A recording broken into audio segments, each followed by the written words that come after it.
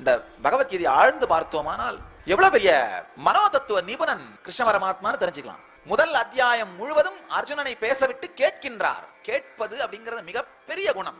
ஆச்சாரியனுடைய அடிப்படை குணம் கேட்பது.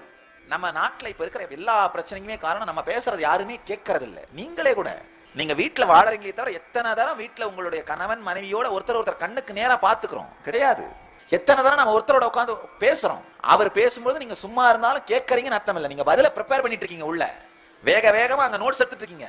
நீ முடி, நீ நான் ஆரம்பிக்கிறேன். வேகமா அந்த பதில சொல்றது, வேகமா சொல்லும்போது சில நேரத்தில் 1-2 பாயிண்ட் மிஸ் பண்ணிடுவோம்.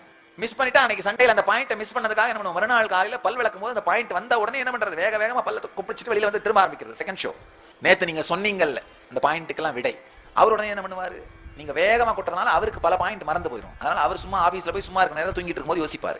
அவர் யோசிச்ச பாயிண்ட் எல்லாம் வேகமா என்ன கார்ல வரும்போதே ரெடி பண்ணிட்டு வந்து வீட்டுல வந்த உடனே அவர் ஆரம்பிப்பாரு. நமக்குள்ள கான்வர்சேஷனே நடக்கிறது, டயலாகே நடக்கிறது. நம்ம வாழ்க்கையில் நடக்கிறது எல்லாமே மோனோலாக் தான். யாருமே கேட்கறது இல்லை. இங்கு எம்பெருமான் கேட்கின்றார். முதல் யோகம் முழுவதுமே அர்ஜுன விஷாத யோகம். எம்பெருமான் அர்ஜுனனை அவனுடைய துக்கத்தை வெளிக்கொட்ட விடுகின்றார், கேட்கின்றார், ஆழ்ந்து ஸ்டடி பண்றார், என்ன பிரச்சனைன்னு பார்க்கிறார். தொடர்ந்து இணைந்திருங்கள். சேனலை சப்ஸ்கிரைப் செய்யுங்கள். சமூக ஊடகங்களில் பின்தொடருங்கள்.